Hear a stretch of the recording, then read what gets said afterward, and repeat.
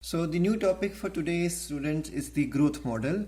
So let's read from the NCERT first, then we will go through the notes also. So does the growth of population with time show any specific or predictable pattern?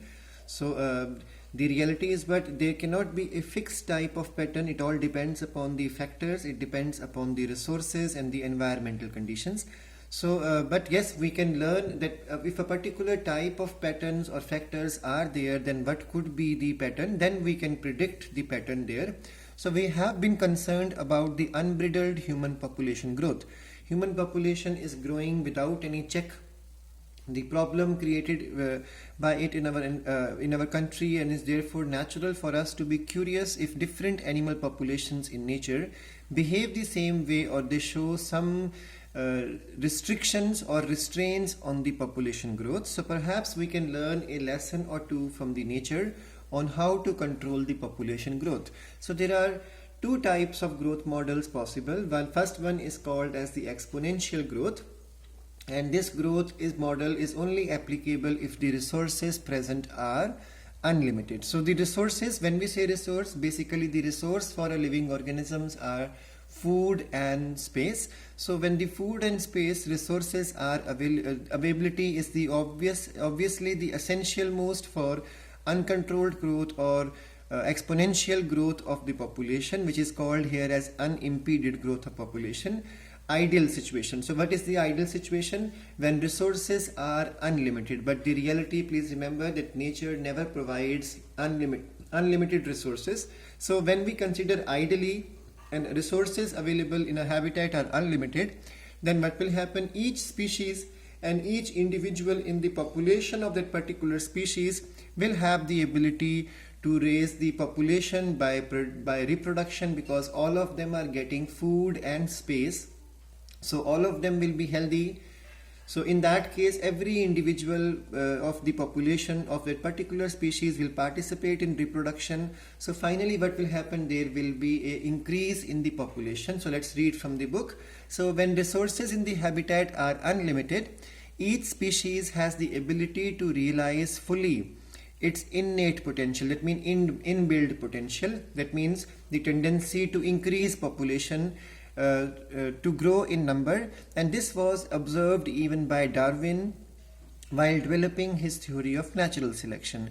And in this case, what will happen? Population growth is an exponential type of growth. This growth will be called as the exponential growth, and which is also called as the geometric fashion of growth.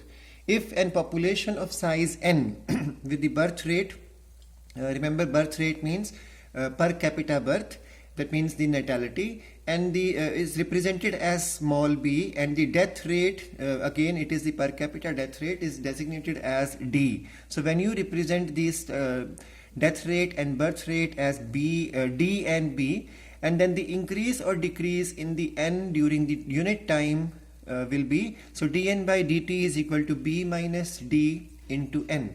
Now this b minus d is called as the intrinsic rate of natural increase, which is also designated or represented as small r. So r in this equation is the intrinsic rate of natural increase. Remember, this rate would always be in 0 point something, because we are taking into frequencies. So it won't be into percentage, it is going to be in frequency. So the numbers are going to be like, for example, this rate for human population, the R value of India. So the R value for human population in India in 1981 was 0.0205, and the latest figure which are available on internet is in 2016. The R value of Indian population, human population, was 0.01019. That means for every 1,000 individual, slightly more than 10 new individuals are added. This is called as the intrinsic rate of natural increase. So the R value is the intrinsic rate of natural increase, and it is a very important parameter chosen for understanding the impact of any biotic or abiotic factor on the population growth. So from these values we can make out one thing, that the R value in India has decreased in these many years from 19 81 to 2016, there has been some decrease in the R value, which is a good point, because that means our population is now slowly coming under control. So what exactly is the importance of this R value? Because this value helps us to understand that whether the population is able to increase a lot or not. So this gives us the idea whether the biotic factors are fine or some changes are going on in the abiotic factor. So to understand the impact of anything like predation, parasitism, disease causing organisms, or whether the change in the climate, change in the availability of water, temperature, sunlight, all these things will have effect on the population growth. So if all the factors are good, then the R value will be higher.